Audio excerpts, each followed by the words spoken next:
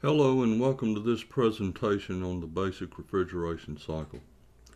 Before being able to understand the basic refrigeration cycle, you first have to have a good understanding of the pressure-temperature relationship. The pressure-temperature relationship applies when both liquid and vapor are present under two conditions. One, when a change of state is taking place, either a liquid boiling to a vapor or a vapor condensing to a liquid.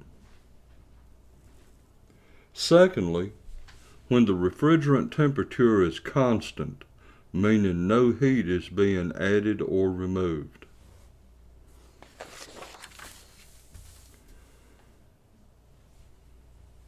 This is a refrigerant pressure-temperature relationship chart. The chart consists of temperatures that are along the left-hand column, refrigerants along the top of each column, and pressures and vacuums listed within the chart. This is how you read the chart. Let's take a common refrigerant, R22. R22 at 68.5 psig will boil at 40 degrees Fahrenheit. R12 at 99.8 psig will boil at 90 degrees Fahrenheit. Likewise, R22 at 259.9 psig will begin to condense into a liquid at 120 degrees Fahrenheit. R22 at 101.3 psig will boil at 60 degrees Fahrenheit. Anytime a change of state is taking place, whether refrigerant is condensing from a vapor into a liquid or boiling from a liquid to a vapor, the pressure-temperature relationship will apply.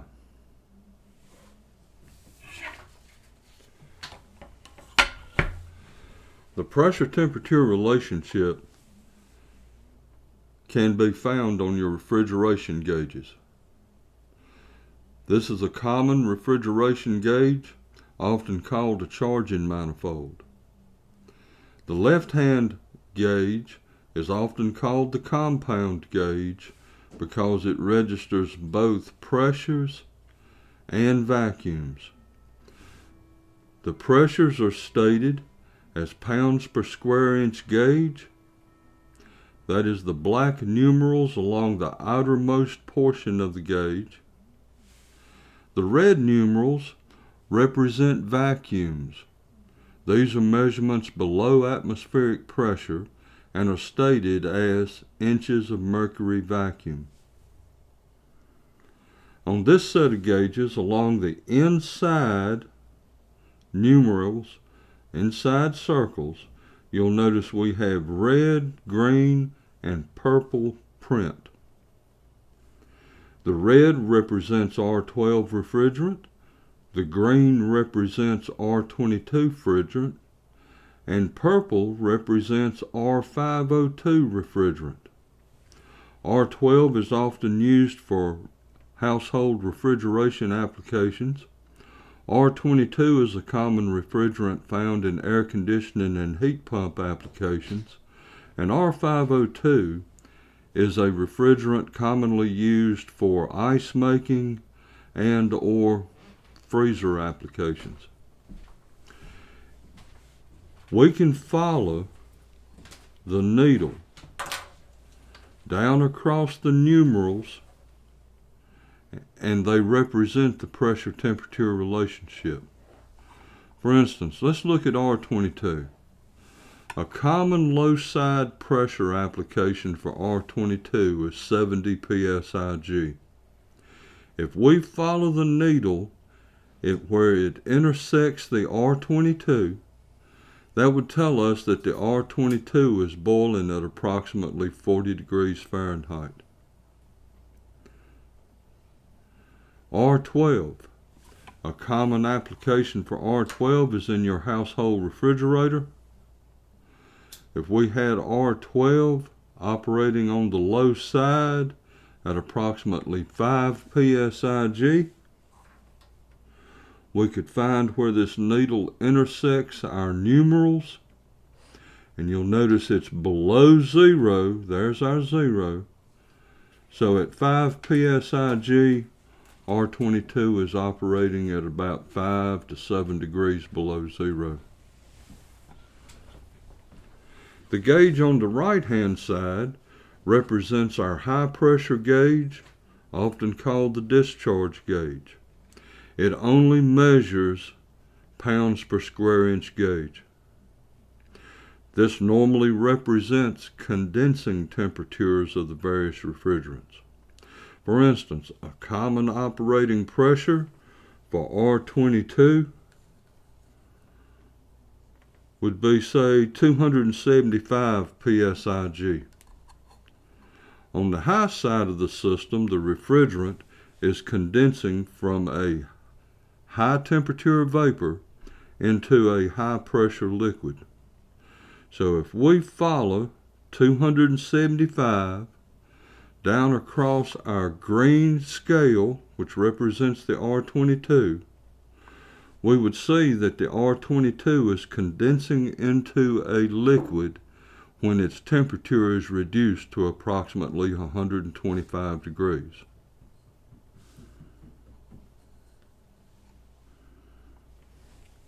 Again, being able to understand the pressure-temperature relationship is most important. You have to understand the pressure-temperature relationship before you can understand the process that takes place in mechanical refrigeration. The second portion of our pressure-temperature relationship actually involves identifying refrigerants that are in a cylinder. We often use it to detect whether or not refrigerants have been mixed. That is, when the refrigerant temperature is constant, no heat is being added or removed, the pressure-temperature relationship will apply. Pretty straightforward. If I have R22 and it's 60 degrees ambient temperature, I should be able to apply my gauges to a canister of R22 and it read 101.3 psig. If it doesn't read 101.3 psig at 60 degrees, then I can tell you this: you don't have R22 in this system or the cylinder. I don't know what you got, but if it's not 101.3, it's not R22. Now, if two refrigerants are mixed, you don't get the average of the pressures, you get the sum of the pressures. For instance, let's say that we have 1 pound of R12, 1 pound of R22, and they both accidentally got mixed into the same container. If we have that container sitting at 70 degrees Fahrenheit, our R12 would be at 70.2, our R22 would be at 121.4, and if these two refrigerants were mixed, they would read somewhere in the neighborhood of 191.6. We would have the sum of those pressures. From a reclamation standpoint, this refrigerant is useless. and really all they can do with it is destroy it.